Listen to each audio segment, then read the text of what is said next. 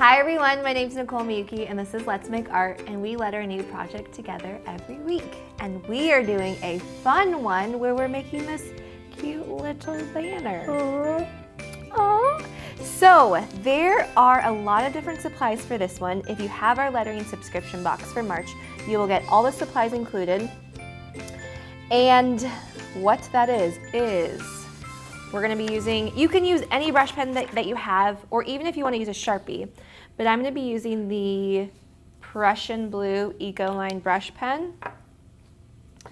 And then you will have a little bottle of tacky glue to glue the fabric to your dowel.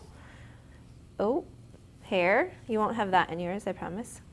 And you will have some string. Oh, you'll actually have 2 dowels if you wanna make 2. And then the fun part is that this was made with the muslin pouch that comes in your guys' box. So if you have previous boxes with us, you can make a bunch of these banners. And I was really excited because I felt that there was a good way not only to use these, but also to show you how to make something fun that you can hang and display. So those are the supplies. The 5 steps are, 1, we're gonna cut the banner. Oh, you might need scissors as well. So we're gonna cut this pouch. 2 is we're gonna do some thumbnail sketches. So I'm gonna go through that to create your banner. 3 is we're gonna do the lettering. 4 is I'm gonna show you how I use tacky glue just to glue the back of this. And then 5 is string. And then Keenan and I added 6 to display this. So we will start. Okay, so this pouch that I have here is great because I'm just going to cut along the 2 seams first, because these scissors are going to come through. So I'm cutting along the seams, and if you have extra fabric laying around, or if you want to reuse something that you have, you can go ahead and do that. It doesn't need to be this exact fabric. So I'm cutting, I would start with the edges and then open that up. And then I'm going to cut along the bottom seam. So the cool thing is that you're going to be able to make 2 banners out of this 1 pouch, which is why I wanted to include 2 dowels. Hashtag reuse. And so when you see the back of this, you will see that I need to clean it up just a little bit. And then the top of it, I cut that off as well, unless you want that red line, which could be cool actually. Well, you won't see it because we're gonna fold that top. So I'm gonna cut that off as well. Okay. Then what you can do is take this as your guideline. Oh, I need to cut this other side. So this is a practice, or it's a layout worksheet that I created that you can also get on our website at letsmakeart.com. But what I'm going to use is I'm going to use that as my template. So I might cut the edges a little bit more to make this a little smaller because I have my dowel. And if you can see, is on this one, I have a little bit of edge on the side so that I can put the string on. So I'm gonna make this a little bit skinnier. But it's nice because I can see through this fabric. I'm just gonna create the template.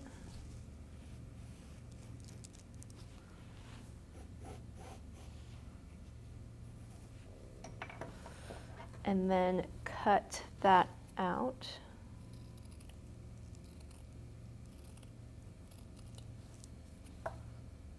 Wow, I haven't used fabric, so I feel funny filming. With fabric? Yeah, because I don't know how to sew. Do you know how to sew? I actually one time sewed a football. Excuse me? Yeah, so when I think I was in Boy Scouts or Cub Scouts, and the project was choose a sport and sew a ball or something like that. And I did a football with some camo, fleece, and put some stuffing in there. Yeah. Do you still have it? No. That's legit. Yeah, it was a long time ago. That was the last time I sewed. So it was like anywhere from the age of 8 to 18. So several But years. still, I'm very impressed. Thank you. Well, I guess I haven't seen it, so I don't know if I could be impressed by it. I see how it is.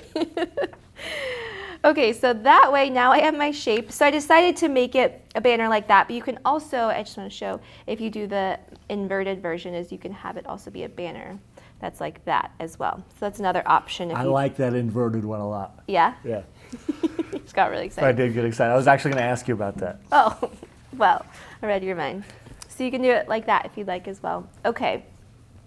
Now, for my lettering part, if you are looking at this canvas and you are wondering what you want to write, there are a few things that you can take to figure that out. I created this practice worksheet that are basically mini versions of this, and take this as your, I call them, or they're called thumbnail sketches, which basically means a smaller version of your final project. And it's helpful for whatever quote you decide. I wrote creativity takes courage to remind myself when I need some courage to create something, is you can play with this space to figure out how you want your lettering to look. So you can figure out, do I want to do it all in block letters? And this can be very loose. Or do I want to do it all in a script?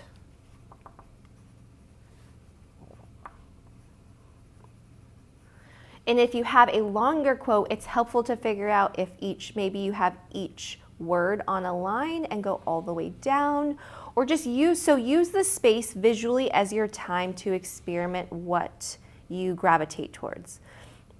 So I did creativity and I wrote it out a little bit taller so that it filled more of this space. So I ended up doing creativity in a block font, and then I did takes. It's a smaller word, but I spread it out a little bit, and then I wrote courage and filled in with my G that space down there. So that's what I ended up doing. So take your time and experiment with that, and then when you're ready, this is the actual size to scale version of your final one. So you can take this a step further and go from here and then sketch it out a little bit bigger, because this way, when I go to my banner, I will feel confident in what it's going to look like because I took the time in this stage to design it. So we'll just have to trace. Question. Yes. Would it be helpful, well, for me, I guess I should say, it would be helpful when it comes to the thumbnail sketches and then transferring it to the final project. It would be helpful for me to draw lines, so from the point in the center up to the top, and then crisscross on the thumbnail sketch as well as the final, so that I could transfer it easier. Look at you. So what he's saying, which I love, is to make a grid, if that helps, if you're more of, I was going to say math, it's not even mathematical, well, kind of. So what he's saying is you take, tell me if, or correct me, if you take it that way, and then you basically see what's half. And then when you go here, pretend I didn't do that already. Yeah, especially if you're not used to spatially how big to make things, this is a great way, and I love that Keenan brought this up. So now what I'm going to do is I'm just visually looking at this first spot. Am I in an okay spot? Yep. So then I'm going to take that here, and I'm going to say, okay, my C is about here. And it actually sits pretty perfectly on that line. C-R-E. And then at this middle line, it's basically cutting a little bit, kind of, the A. So I love that idea, and I think it's a great way if you want to try that out.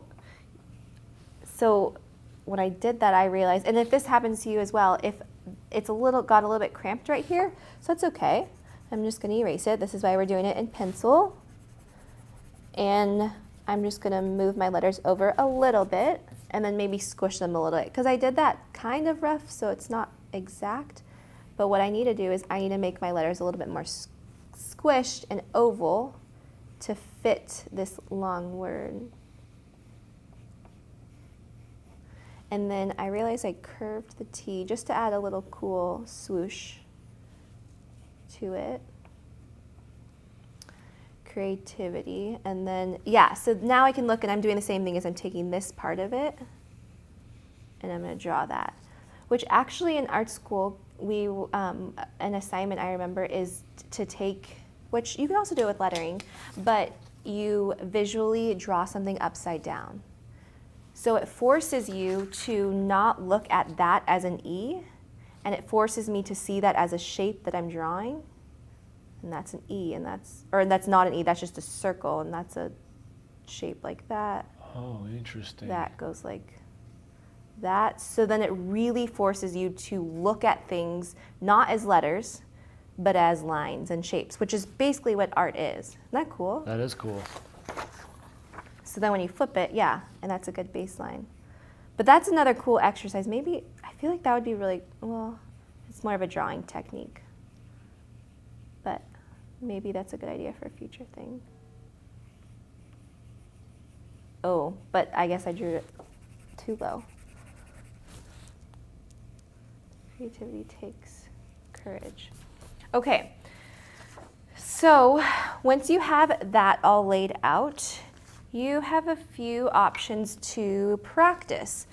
One is that I created this worksheet that you can start to get to know if you're using this brush pen or whatever brush pen you're using, is you can get to know the thickness of the line you can create. So what I mean by that is that if I'm applying light pressure, I can get a thin line, and then there should be a down arrow right here. As I go down, I'm going to apply heavier pressure and just start to create a really thick line. So you can see how thin to thick you can create.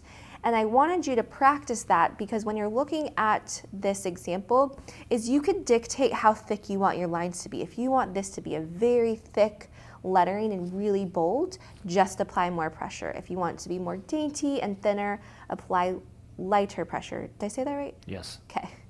To create a thinner line. And that's actually what I did here, where this one I applied light pressure. And then this one I just pressed harder.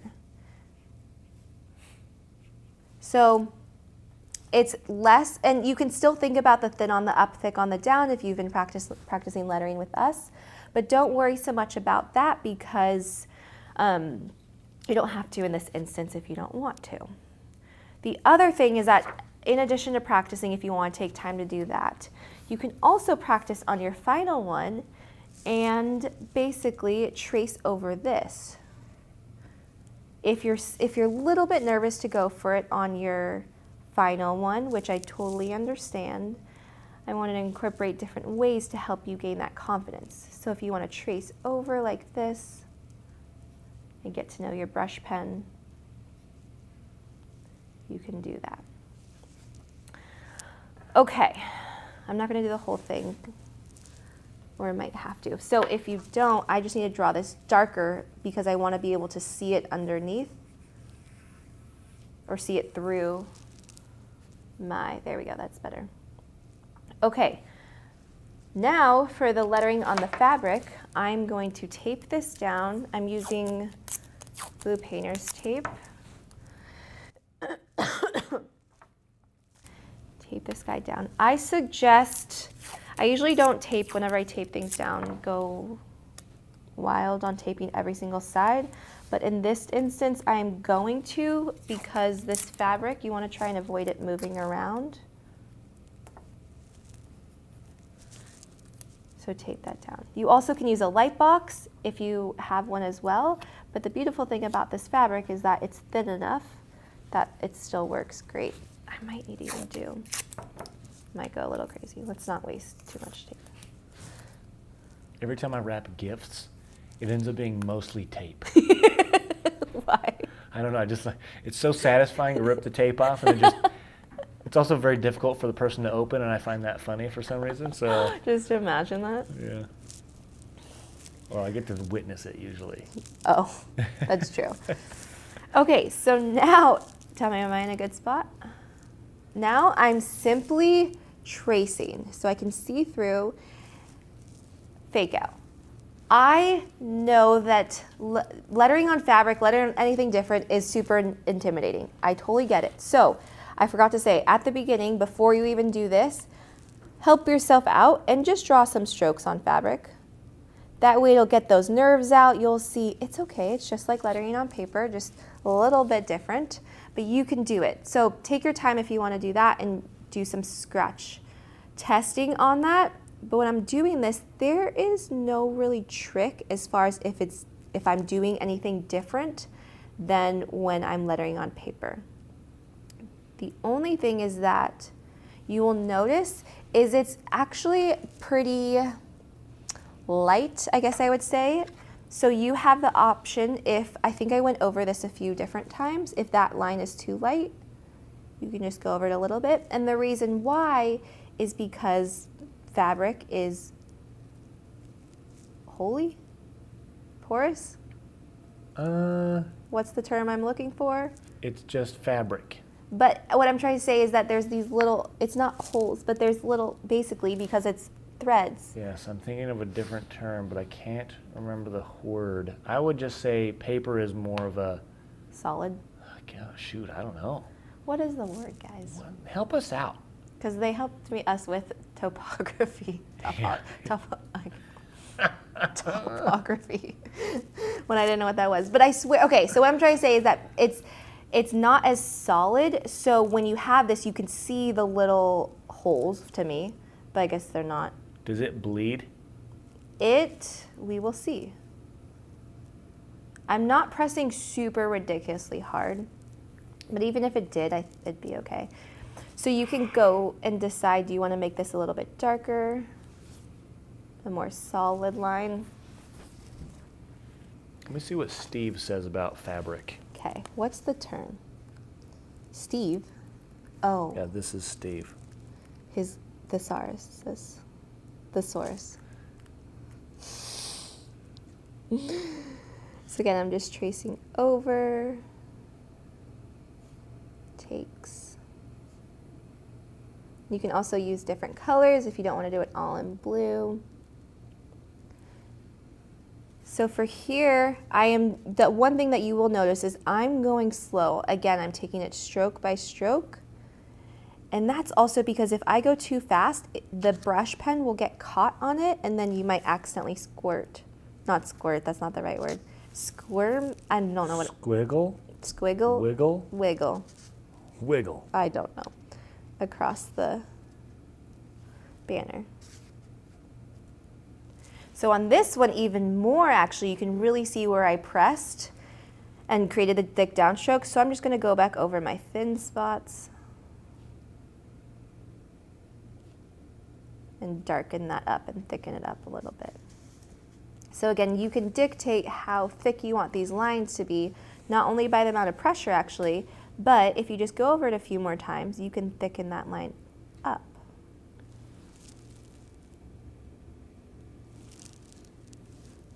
Okay, I'm not gonna go over it a few more times, but I wanted you to see the difference of that. This one's a little bit thicker. Okay, now, let's take this off. Did you find anything interesting? Fabric said it was material like cloth, and I thought fabric was cloth, so I went to cloth, and cloth is a pliable fabric made USU by weaving or knitting natural or synthetic fibers and filaments. Right, but because of the weaving, there's holes. Yes. I don't know if they can be called holes, but I think we should just roll with it. Openings. Okay, you might also see is if you have, on the top it won't really matter, but you might have some fray ones like that. You can either, that is really satisfying to take one string off because then you have this fun edge, or you can simply cut it. Totally up to you. Okay, glue. So what I'm gonna do is I'm going to flip this over, take one of my dowels, This is tacky glue. Wow, I have Holy shnikes. I'm painted. Okay, so all you really need is oh, I forgot to say this. If you have a brand new one, you will need to snip the top, just do a really small part of it. I didn't snip off very much to open it up. I had to figure that out on my own because I was very confused when I first opened it. I was like, what? Okay, so I'm just gonna squeeze a little line out across the top. And I didn't do it all the way at the edge, I just left a little bit of line. And the reason why is that I'm gonna place this down and we're actually gonna roll part of it over. And also the glue will spread a little bit, so it will eventually get to the edge. So you don't need to go all the way to the edge. So you might want to hold that down for a little bit, and then I'm actually at the same time going to roll back and just add a little bit more.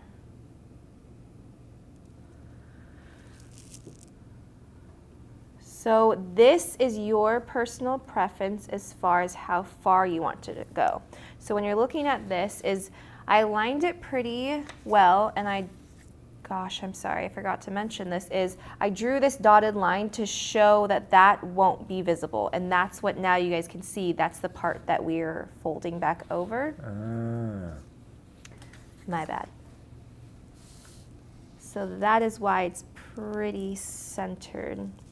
And so the trick that I was experimenting so that I can figure out what was the best option for you is I have enough glue set on here, and what I did was, you can even use your box.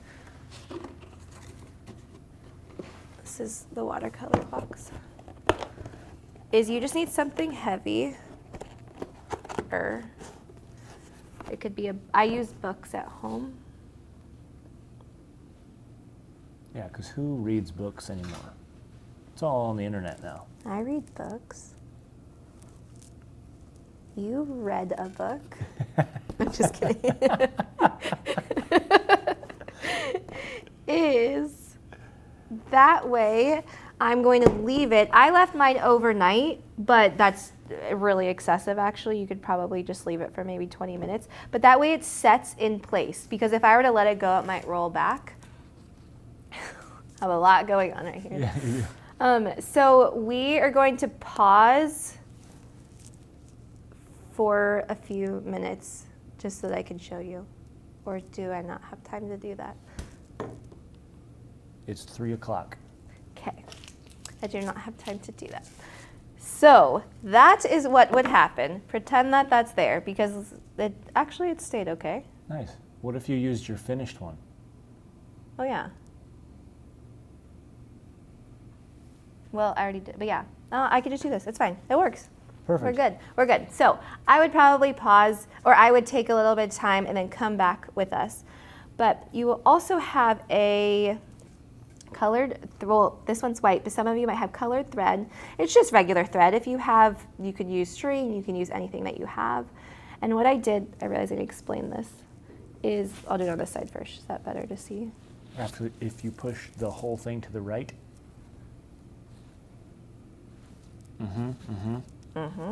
Okay. All you're doing is you're tying basically a bow or knot. I put the string underneath, loop it through. Like tying your shoes. Yep. Oh, I was teaching a new way, the little girl, how to tie your shoe in a different way. And it was cool because I didn't realize that some people tie, I'm curious what every people do, is some people tie the left and the right one, or they switch which one they go over and under. Oh yeah. And it didn't even faze me that, yeah, however you were taught is just naturally how you do it. Yeah. But, and both of them work really well. There's actually a way to tie your shoes in like 2 moves. Oh. Yeah, it's cool. Not double knotting? Nope. Okay, you'll have to show me. I don't know how to do it. So then, to gauge how far you want, or how long you want your string, is what I do is I put that under and I kind of guesstimate where I see myself putting my pin, and about there. And then I'm just going to cut it a little bit longer. And then, so you really don't need a lot of string. We gave you guys a lot more. And then I would just tie it twice to tie a knot. And then if that string is too long, snip that off. And then hang it. And we're done. Boom. Boom. So now you have your little So banner. Isn't that so cute? I feel like it's so fun and satisfying to make something that you can hang, you can be proud of. This can also be a really cool gift, or you can make them into really smaller ones. I don't know, I just really thought this project would be really cool for you guys. So I'm excited to see what you create. We have a Facebook group called Let's Make Art Lettering. We love to have you join. I don't know why I'm holding my hands like this. I'm just really excited and at peace because I really like this project. So I'm excited for you guys to try. Let's Make Art Lettering, Facebook. We also have an Instagram called Let's Go Make Art that you can tag us in. We'd love to see what you make. And this is the end of the March box. Project 4, I realize. I hope you guys enjoyed that. We will be doing something new in April that I'm excited about. And also, if you're wondering what I'm talking about, we have a lettering monthly subscription box. We also have watercolor and art journaling. So we'll link that if you're interested. Okay, bye everyone.